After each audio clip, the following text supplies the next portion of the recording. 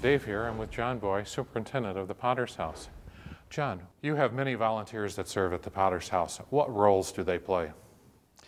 We have about 130, 140 volunteers that do anything from come in and fold our newsletters that go out, to work in classrooms as parapros or tutors, mentors. There are some men that come in and repair things or set things up, like video projectors, the one that needs to be attached to the ceiling, serve on our boards. There's just about anything that a person likes to do can be done at the Potter's House. Can you share an example of how a volunteer's life was changed by serving at the Potter's House? I think one of the most unusual examples happened maybe 15 years ago. A young man called the school and said he was a Promise Keeper, and did we have a project that his group of Promise Keepers could do? Maybe paint a room or something like that. I said, well, yes, there's projects like that, but since you're a Promise Keeper, why doesn't your group come in and start doing activities with some of our boys that don't have fathers? And so they started probably 15 years ago, just doing out of school activities on the weekends with some of our boys. And the person that had called me, that began to impact him more and more, and he began to volunteer in other ways. He volunteered with our basketball team at the high school.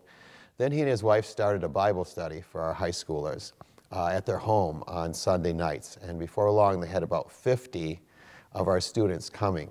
And then they felt God tugging them to identify more with our students.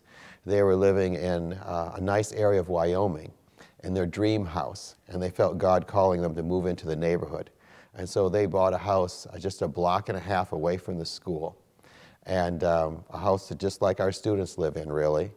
And then they bought an empty lot next door, and through volunteers, they ended up building another house. They wanted to build a youth center, but the city only let them build a house. So they built a house that's used as a youth center, so the adult students who are college age can live in the house and do outreach to the neighborhood. And now recently, what they're doing is now they're starting a new project in the neighborhood, which is rehabbing houses on the street.